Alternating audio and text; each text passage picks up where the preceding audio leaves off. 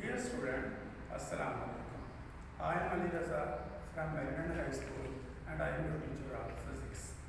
Today our topic is simple harmonic motion.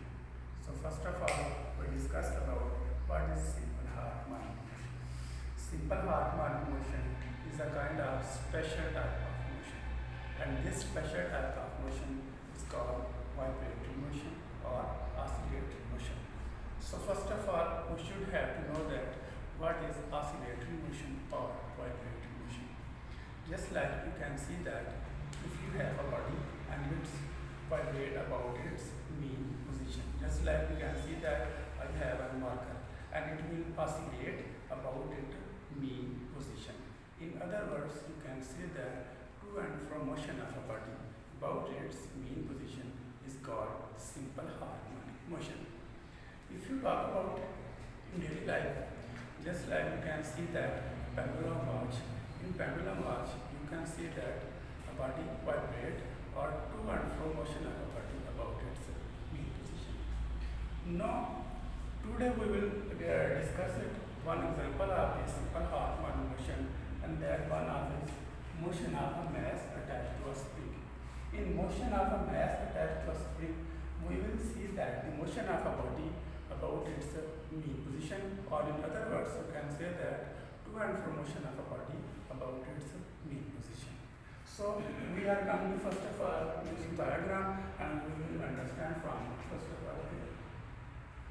So first of all, you have to know that we have a mass, and we have a spring. One end is fixed, and other end is attached with a mass. So whenever a mass at its position O, means at its mean position, so there is force is 0 in that spring. So what we should know done? We will compress a mass from position O to position A. In figure B, you can see that if we compress a mass from position O to position A, there is a force produced in an acceleration. According to Coulomb, you know that F is directly proportional to x. What it means? First of all, you can hear that we compress the spring from position O to position A. There is a force produced in a spring. What force? This force, first of all, this force is called restoring force.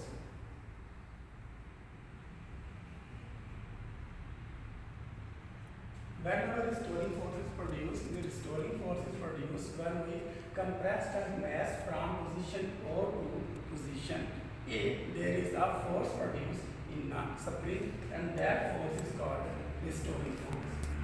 According to Coulomb says that F is directly proportional to x. It means that if we apply a force on a body, and whenever a body covers some displacement, there is a force produced in the body.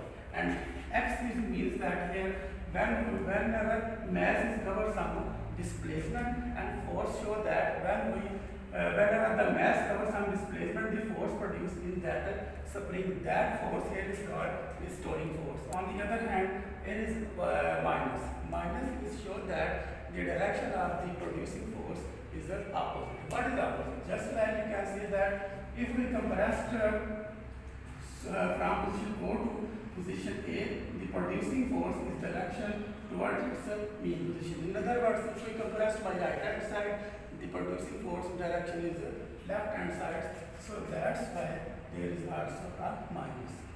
So what's happened? So when we come to this figure, if we compress the mass from position O to position A, there is a force produced in its called, that called as a restoring force. No, if we release a mass from position O, to what happens? Whenever we release a mass from position O, it will come again to, from position A, it will come again to on position O. But due to inertia, it does not stop at position O, it will goes back behind the position O at position B. So whenever it passes through the position O, there is again a force produced in the spring. That force is also called restoring force. So one thing why question arises here, why the mass does not stop at position O when we release from position A. The reason behind it is that is inertia. Inertia is studied in 9th class. Inertia tells us if a body in a moving state, inertia will try to in a move state, or if a body in a rest state, inertia wants that body will be in a rest state. Okay, talking about that. First of all, whenever we compressed mass from position O to position A, there is a force produced in the spring. That force is called restoring force. On the other hand, whenever we release a mass from position A, it will come back onto the position O. But due to the inertia, it does not stop at the position O. It will goes back behind the position O at position A. So whenever mass goes backward to the position O, there will be again a force produced in a spring, and that force is called restoring force. So we come here we say that force has direct relation with the displacement. It means that if we compress greater mass, the force produced in the spring will be greater. Here you can know that it is a proportionality. If we end this proportionality, we will get F is equal minus Kx. So if we try to find out the value of K here, X is multiplied, it will be divided on the other side. So what is K? K here is the spring constant. The value of K is depend upon the stiffness of the spring. First of all, we know about that. What is the stiffness of the spring? Student, you know that all the springs are not the same. Some springs are hard and some springs are soft. Just like bike shock spring. For bike shock spring, we need large force to compress it or stretch it. On the other hand, the spring of ball point, for the spring of ball point, we need small force. So the value of the K depends upon the stiffness or softness of the spring. Student, this thing tells us the Hooke's law. And also you know that we study in 9th class, Newton tells us one thing. When we apply a force on anybody, there will be an acceleration produced in it. So this, according to this second law, F is equal ma. So if here in equation number 1, we put this value ma equal minus kx. So mass multiply here with acceleration, it will be divided on the other side, x. So k is here, you know that constant, and in this whole process, you know that mass is never changed. So mass is here also constant. So these two will be constant, and if we add this constant, we will get again the proportionality. And this thing shows that acceleration has also direct relation with the displacement. Just like we talk about here, force has direct relation with the displacement. So acceleration has also direct relation with the displacement. It means that if mass cover greater displacement, the force produced will be greater and the acceleration will also be produced greater. So at the end, we will discuss about here three things that are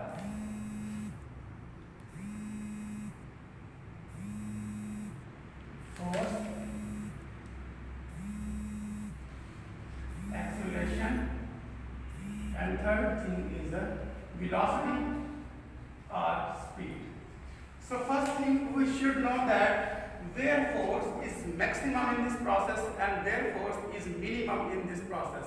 So first of all, we know that whenever mass at position O, at its mean position, the force is 0. Why the force is 0? Because we say that whenever a mass covers some displacement, then the force is maximum. So it means that the at mean position force is minimum or 0, and at extreme position, whenever mass covers some displacement, the force is maximum. Second thing we have to understand here, acceleration. So from Newton's second law, you know that force has direct relation with the acceleration. So it means that where force is maximum, acceleration is also maximum. Where force is minimum, acceleration is also minimum. So we talk about early, at mean position, force is 0. So it means that at mean position, acceleration is also 0, and at extreme position, acceleration is the maximum. Third thing we have to understand here, velocity. Velocity has opposite thing. Just like whenever we compress a mass from position O to So at extreme position, velocity is zero. But whenever we release a mass from position A, it will come back onto the old position O. So whenever it reached back at the old position O, the velocity is maximum. So due to inertia, mass does not stop at position O, it will goes back onto the position B. So whenever it goes back onto the position B, again a force produced, again acceleration produced, and as you know that the acceleration is maximum, velocity is zero. So it means that at mean position, velocity is maximum, and at mean position, force and acceleration is at mean position, velocity is maximum, and at mean position, force and acceleration is maximum, and at extreme position, force and acceleration is maximum, and at extreme position, velocity is zero. So at the last we study one thing, and that is time period. For time period we have 2 pi m over k. So value of, if we find the time period for a mass spring system, 2 is a constant value of pi, you know that 3.14, value of k is also constant, and mass that's the thing that we attach with the spring. So that is our today topic. Student, we will review this topic once, just like we reviewed our topic today, simple harmonic motion. First of all, we study what is simple harmonic motion. I stressed earlier to and from motion of a body about its position called simple harmonic motion. And second thing, we say that we will study one example of simple harmonic motion, and that is the motion of a type of spring. Whenever we see that when one mass attached to a spring, one end attached with the fixed, and is attached with a mass.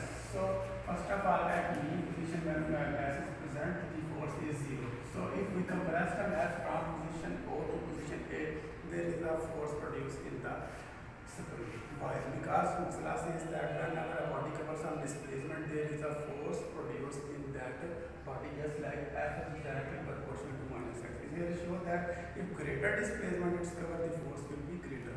On the other hand, you will say that whenever we release a mass from position A to from position A, it will come back onto the position O. But due to inertia, it does not stop at the own position, it mean position or position O, it will goes back behind the position A. So B. So whenever it reaches at position B, again there is a force produced.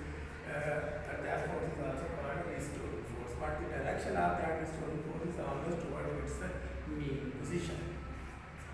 Here we will study here one derivative directly proportional f is equal minus kx. So I try to find out the value of k here. K is minus f over x. K is the spring constant. Here spring constant tells us that all the value of the spring is not same, because some spring are soft and some spring are stiffness. For stiffness of spring, just like bike shocks, we apply large value, and for soft spring we apply small value, just like ball point spring. Then we will say that F is equal, and these things show that when tell us that when we apply a force on any body, it will also produce acceleration. So we are according to Newton's second law, F is equal, and we will put in equation 1, m is equal minus kx, and a. Here we find the acceleration, a is equal minus k over m. K is also constant in whole process, mass is never changed, so it's also a constant, and that is x is the displacement. So whenever we and this constant is again covered back into the proportionality, this thing shows that acceleration has also direct relation with the proportionality. And at the end we will say three things. You will write in the headings: force, acceleration, velocity. Whenever force is maximum, at mean position force is zero, because it's never cover any displacement. So whenever force is mean is zero, acceleration is also zero, because force has direct relation with the acceleration. So whenever force covers some displacement and reach at position A or extreme position, you can say that at extreme position force is maximum, acceleration is also maximum. At position O, at mean position velocity is maximum, and position A velocity is minimum. So that is our today this is topic. So you should have to do one thing in your home. You will try to find out some more example. For example, in which body oscillate about its mean position. Just like you can here say that when we compress a mass and release, it will oscillate about its mean position. That is your homework, and you will send it on my WhatsApp number or any my FP